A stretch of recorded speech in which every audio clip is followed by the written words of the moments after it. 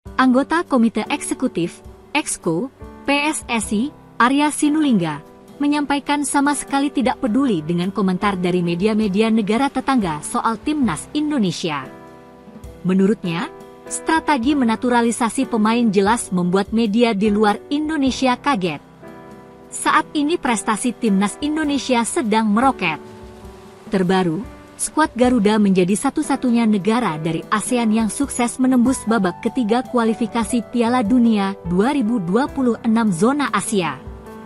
Keberhasilan itu juga tak luput dari para pemain keturunan yang dinaturalisasi untuk bisa membela Timnas Indonesia.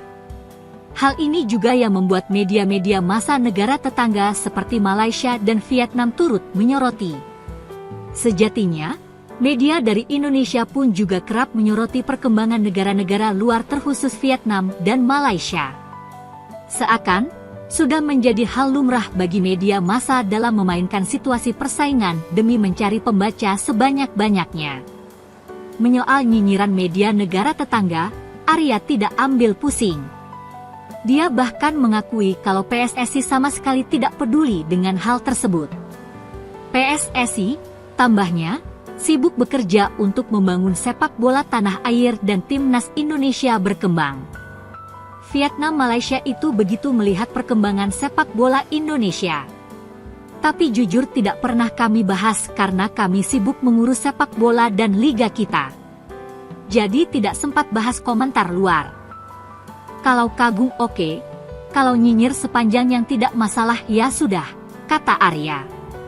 Arya juga angkat bicara soal banyaknya komentar soal pemain naturalisasi Timnas Indonesia. Menurutnya, tidak ada masalah terkait hal itu karena memang kenyataannya Indonesia punya banyak pemain diaspora. Sampai-sampai dia mengambil contoh negara India yang cenderung unggul dari segi teknologi. Kalau mempermasalahkan pemain diaspora, pemain kita memang ada di mana-mana. Mau bagaimana? Kalau seperti India kan hebat di IT, kalau Indonesia kan diasporanya hebat di bola. Kita syukuri saja. Kami tidak ingin membahas detail hal-hal seperti itu, imbuh Arya. Terlepas dari itu, Timnas Indonesia sedang bersiap menghadapi Arab Saudi di matchday pertama grup C babak ketiga kualifikasi Piala Dunia 2026 zona Asia. Skuad Garuda akan memainkan laga tandang di Stadion King Abdullah Sports City pada Jumat, 6 September 2024, dini hari waktu Indonesia Barat. Timnas Indonesia dipastikan menjamu Australia di Stadion Utama Gelora Bung Karno, SUGBK. Anggota Komite Eksekutif, Exco, PSSI, Arya Sinulinga, berharap SUGBK sudah dalam kondisi yang terbaik. Timnas Indonesia tergabung dalam grup C babak ketiga kualifikasi Piala Dunia 2026 zona Asia. Skuad Garuda akan bersaing dengan Arab Saudi, Jepang, Australia, Bahrain, dan Cina dalam memperebutkan tiket Piala Dunia 2026. Timnas Indonesia akan memulai perjuangannya dengan bertandang melawan Arab Saudi di Stadion King Abdullah Sports City pada 6 September 2024. Baru setelah itu, skuad Garuda dipastikan bakal menjamu Australia di SUGBK pada 10 September 2024. Ini menjadi laga kandang pertama Timnas Indonesia di babak ketiga. Nanti Indonesia main di mana? Kita kan sudah jual tiket kan? Main di GBK, tutur Arya, Kamis, 22 Agustus 2024. Arya sangat berharap lapangan SUGBK sudah dalam kondisi yang bagus dengan harapan Rizky Ridho CS bisa tampil optimal. Stadion megah Jakarta itu sedang dikakukan perbaikan setelah mendapat sorotan tajam kala Timnas Indonesia beraksi di babak kedua kualifikasi Piala Dunia 2026 zona Asia. Semoga lapangannya bagus. Semuanya bagus. Supaya main di GBK-nya bagus kita bisa mendapatkan yang terbaik, harap Arya. Lebih lanjut, pria yang juga menjabat staf khusus Menteri BUMN itu mengajak seluruh fans Timnas Indonesia untuk memerahkan SUGBK.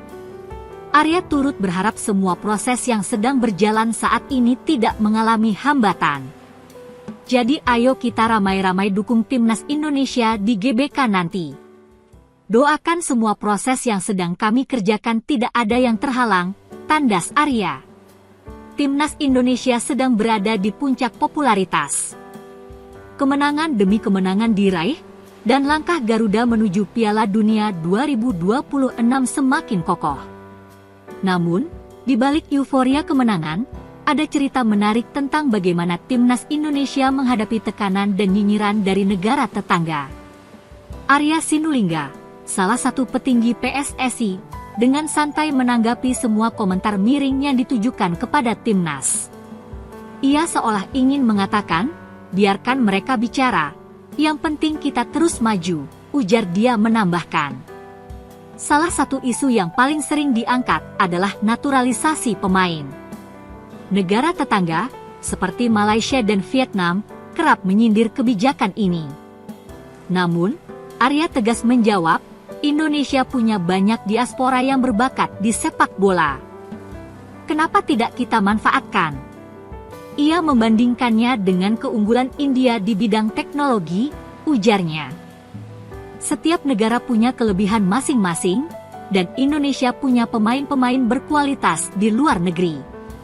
Sikap tenang dan fokus pada tujuan yang dimiliki Arya ini patut diacungi jempol. Ia seolah ingin menunjukkan bahwa Timnas Indonesia tidak akan terpengaruh oleh tekanan dari luar. Yang terpenting adalah bagaimana tim ini bisa terus berkembang dan meraih prestasi yang lebih baik lagi. Sementara itu, para pemain Timnas Indonesia sendiri semakin termotivasi untuk membuktikan diri. Mereka siap menghadapi tantangan berat di babak ketiga kualifikasi Piala Dunia 2026, dimulai dengan laga tandang melawan Arab Saudi. Pertandingan ini akan menjadi ujian sesungguhnya bagi Garuda. Apakah mereka mampu bersaing di level tertinggi Asia? Anggota Komite Eksekutif, Exco, PSSI, Arya Sinulinga, bereaksi soal Timnas Indonesia yang jadi sorotan media-media negara tetangga. Dia menyampaikan sama sekali tidak peduli dengan komentar dari media-media negara tetangga soal Timnas Indonesia. Media-media negara tetangga khususnya menyoroti gencarnya naturalisasi pemain yang dilakukan PSSI. Tak jarang, komentar yang dilontarkan itu berisi nyinyiran, bisa dibilang, saat ini prestasi Timnas Indonesia sedang meroket. Terbaru, skuad Garuda menjadi satu-satunya negara dari ASEAN yang sukses menembus babak ketiga kualifikasi Piala Dunia 2026 zona Asia.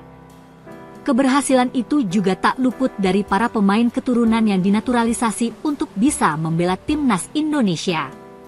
Hal ini juga yang membuat media-media massa negara tetangga, seperti Malaysia dan Vietnam, turut menyoroti walaupun sejatinya, media dari Indonesia pun juga kerap menyoroti perkembangan negara-negara luar, terkhusus Vietnam dan Malaysia. Seakan, sudah menjadi hal lumrah bagi media massa dalam memainkan situasi persaingan demi mencari pembaca sebanyak-banyaknya. Menyoal nyinyiran media negara tetangga, Arya pun tidak ambil pusing. Dia bahkan mengakui kalau PSSI sama sekali tidak peduli dengan hal tersebut. Kata dia, PSSI sibuk bekerja untuk membangun sepak bola tanah air dan Timnas Indonesia berkembang. Vietnam Malaysia itu begitu melihat perkembangan sepak bola Indonesia. Tapi, jujur tidak pernah kami bahas karena kami sibuk mengurus sepak bola dan liga kita, kata Arya, Kamis, 22 Agustus 2024. Jadi, tidak sempat bahas komentar luar. Kalau kagum oke. Kalau nyinyir sepanjang yang tidak masalah ya sudah. Lanjutnya, Arya juga angkat bicara soal banyaknya komentar soal pemain naturalisasi Timnas Indonesia. Menurutnya, tidak ada masalah terkait hal itu karena memang kenyataannya Indonesia punya banyak pemain diaspora. Sampai-sampai dia mengambil contoh negara India yang cenderung unggul dari segi teknologi. Kalau mempermasalahkan pemain diaspora, pemain kita memang ada di mana-mana. Mau bagaimana? Ujar Arya Sinulinga. Kalau seperti India kan hebat di IT, kalau Indonesia kan diasporanya hebat di bola. Kita syukuri saja. Kami tidak ingin membahas detail hal-hal seperti itu, terang Arya.